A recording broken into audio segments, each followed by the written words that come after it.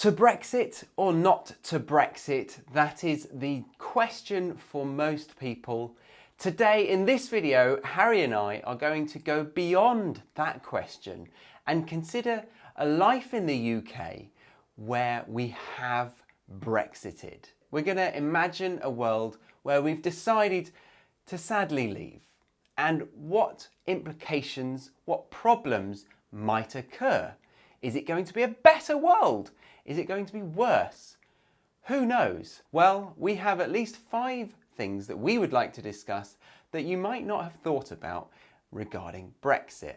And along the way, of course, you're going to pick up a lot of natural English expressions that you can start using in your active vocabulary. But before we start the show, we'd like to tell you that this video has been sponsored by italki. italki.com is an online language learning platform with thousands of tutors for you to take your language learning to the next level. There are community tutors that are very, very affordable, and then there are professional tutors ranging from people that have had 100 lessons, maybe even fewer, to thousands of lessons. These guys know what they're doing and they know how to help you improve beyond perhaps that intermediate plateau.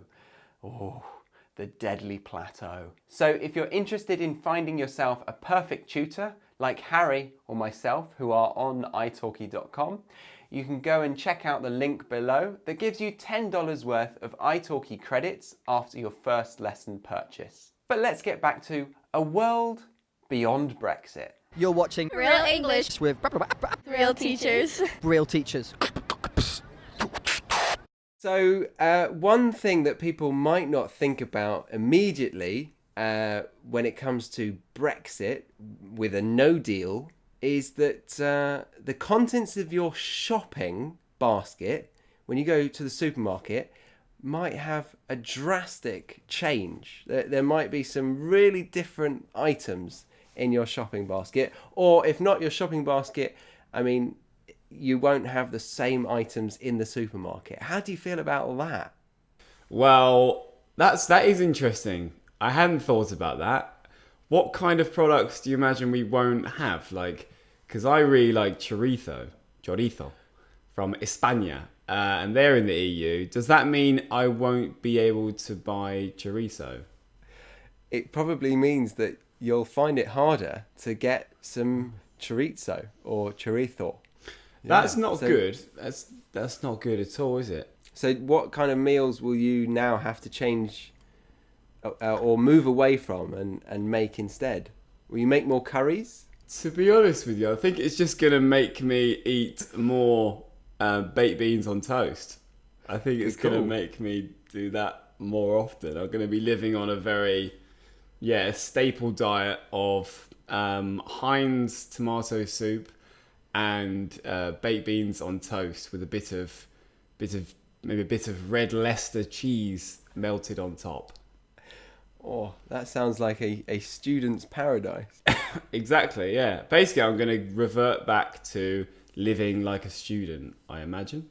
But then I guess we'll be able to get, maybe because we leave Europe, we'll have to get better deals with other nations. We'll have to start exploiting our Commonwealth nations, like Australia, maybe. Perhaps we can get shipments of kangaroo meat. I was literally going to say that. Yeah, they honestly do eat kangaroo over here, and even feed it to their dogs, which seems crazy. You buy meat packs for the dog, and it says kangaroo and cattle and all sorts. But yeah, kangaroo meat is being fed to the dogs in their millions. So I'm sure if it's being fed to the dogs, it could be fed to the Brits. Definitely, yeah. If it's good enough for dogs, it's definitely good enough for us Brits. Australian dogs. Yeah. I imagine Australian dogs really are not particularly fussy when it comes to food. Well, our Brits, we haven't got the best cuisine. It's true, but we have access to a lot of stuff. But that'll be really interesting. I would love to try We did, kangaroo. Harry. We don't anymore. What are the positives, though? What are the positives of having a different looking shelf in the supermarket, what will we have more of? Beans. So the chips. Wait, hang on. Isn't Heinz beans? Isn't that from Germany? Could be. Where is it from? Could be. Oh, surely we have Heinz beans factories here in England. You're telling me we don't have Heinz? Oh, come on. We bake beans. We have them every day in my family. But wait. What about chips? We're gonna have loads of chips. Imagine how many chips we're gonna have. It's gonna be Loads of insane. I mean, to be honest, we've already got plenty of chips. When I go to my local supermarket, they literally have a whole aisle of chips. There's like 30 different types of chips that you can get. Skinny What, like ones, frozen- fat ones, crinkly ones. The frozen chips in the freezer section. Yes, I'm talking about frozen chips. I was thinking that you were meaning the fish and chip shop will, expand. There'll be an influx in chippies. Oh, there might be, yeah, an influx in chippies. That we don't really need that. I think we've got plenty of chippies already. But maybe we'll have more Italian food. We have lots of Italian people and Indian people here in England, and we can just exploit them. What? So the Italians that do qualify to stay within Britain, they'll have to go back to what their stereotype is and open up an Italian restaurant to survive. Yes, yeah. Or they could open up a deli and start cooking more. Just making more of those Italian products for us here in England. So we'll have a kind of little Italy in the UK, I imagine, and that'll be just fine. Heinz Beans, by the way, was two young American businessmen, Henry Heinz and Clarence Noble. Ah, interesting. So that guy Heinz, though, surely he was German. Fact checker will get back to you in 5 minutes. So another problem that people really aren't thinking about, Harry, is the fact that if we do exit the EU, Brexit. England or Brexit or the whole of the UK is going to have to change their cigarette packets drastically, their packaging. I couldn't care less about that. Ah, come on. Think of the smokers, Harry. Think of how they've got used to the packets that they know so well. If you go to the supermarket and you're desperate for some Benson and Hedges and they've suddenly got some different packaging, you're not going to know where to go, are you? I mean, yes, you're going to say, can I have a 20-pack of Benson and Hedges, please? But still, they might say, hang on, this isn't Benson and Hedges. This is Marlborough. What are you doing to me? And then they'll be banned from their shop, their local convenience store. Are you saying we're going to negotiate such a bad deal that they're going to just start swapping the packets of these cigarettes? So Marlborough will now have Benson and Hedges on the front, and Benson and Hedges will have Marlborough on the front because we're paying such a cheap factory to do it. No, not quite. No, it's... Are you saying some brands are not going to be able to operate? Some of these brands, like Benson and Hedges, aren't going to be able to operate anymore? I think they'll all be able to operate. There might be some problems for European cigarettes, but it's mainly the disgusting pictures that they put on the packets. Apparently, it's the library that they use for the photos of these horrible diseases is owned by the European Commission. Oh God, that is very worrying news, Charlie. So now we're not going to have these horrible pictures of people dying, babies dying, impotent penis pictures. We're going to have different ones, same topics, horrible open throats, and I've seen one of just a man, just a corpse. It was just a dead person. It was absolutely disgusting. No relation, and I saw, just a dead man. It's just a dead man. He was just pale. It looked like he'd just been taken out of a river, having been discovered after months. And so I don't mind if they change them, to be honest. I think that's actually quite a good thing. It makes me sick to the stomach. I hate that so much. So good luck. I hope they find a good new library of horrible dead people to use. All right, the next one. For those of us Brits who are abroad, coming towards the end of their work life, they might, you might have heard of this one, they might not be entitled to their UK pensions. They might have come to realise that they're not going to have any support from the UK. So, British expats' pensions are potentially gone. Oh, that's funny, because I didn't even realise that British expats were still getting their pensions. Okay, and so you're thinking, again, good, again. I don't want to be paying for those Brits. Yeah, I'm actually annoyed to come about that news that they are getting their pensions. So, God, bring on a hard Brexit again. That's ridiculous. So, these people that retire to Benidorm at the age of 50 or whatever, they're then getting all of their pensions over there. They're just spending it all on sangria and cheap cigarettes on the Spanish coast.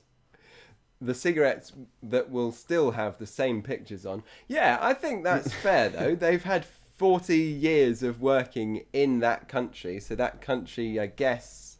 Yes, but they should be in the country consuming our products, still supporting the country. Still putting our back businesses. into the beans. Yeah. Putting back into the beans, exactly, yeah. Providing more money to be spent on the production of beans. Yeah. And chips. Yeah. But let's think about the people that are abroad. Where are they? Where are they likely to be? These Brits, these expats? Benidorm. Mediterranean coast, mainly Spain. I don't think a lot of Brits retire to Italy. Maybe some people south of France. What's the other one in Spain? The bottom of Spain. Gibraltar. All right, the next one. This is a big one for you, Harry. The electricity and gas prices might go up for Brits. Okay. I mean, it's so... That's just speculation, isn't it? That they might go up for a bit. I think they are already going up. I think every year. Sorry, I should have said they might go up or they might go down. I can imagine everyone debating in the House of Commons about this one. Yeah. Oh, yeah. But the gas and electric prices might go up. But they might go down. No, they'll go up. No, they'll go down. So yeah, that one, not too worried about that one. But obviously it'll be annoying if they go up. You know, how would it affect you though? Are you stingy when it comes to heating your lovely Bedfordian apartment? Not really, no. At the moment I'm not in it that much, so I don't need to heat it very much. So when I am in it, I feel like I can heat it because I've spent so much time away from it. So I'm like, yeah, I'm going to put it on all bloody day. So if you guys have tuned in for a bit of Brexit news, then you're welcome. This is a good one to end on. If Brexit occurs, Harry, we'll be short on sperm. We won't have enough sperm donators. So a lot of our current sperm donators are from overseas. Is that what you're apparently implying? they're pulling from European countries. No, they're coming from Denmark. Apparently, we're getting some good sperm from Denmark and from the US, which probably wouldn't affect us. Maybe we'll just have to get some more American spunk in this junk. I guess supply and demand. I guess the British women are wanting Danish sperm. Well, actually, they are pretty beautiful. They've got good genes, haven't they? They've got really nice genes. Yeah, they are attractive people, and they got the blue eyes and everything. Maybe that's all right, where. Hitler, maybe we're calm just down. Maybe we have some Danish in us, Charlie. Maybe we're test tube babies. We got the blue eyes. And on that note, I think it brings it to the end of the Brexit conversation. Hope you enjoyed Yeah, it. I think so. Just on the point of sperm, I think we've got plenty of sperm. I think we can exploit our own ball sacks here and we'll be fine. Brilliant. All right. Are you going to make a donation? I think I'm always open to charitable giving, so why not? Thank you very much for joining us. It's been a lot of fun. How do you feel about these topics in these debates? These are hot topics, so we want to know, how do you feel about them? Are you worried? Are you as worried as us? Let us know. All right. Thank you very much. Remember to like this video if you enjoyed our conversations about food, penises being very, very small, and Breasts. not enough spunk. Yeah, breasts, cigarette packets, all of the above. If you liked it, give us a like, let us know, and make sure you comment and subscribe if you haven't already, because we'll have more content like this coming to your door very soon. See you soon. Ciao. Bye. And don't forget to follow us on Instagram to get more day-to-day posts and stories helping you learn English in more dynamic and interactive ways.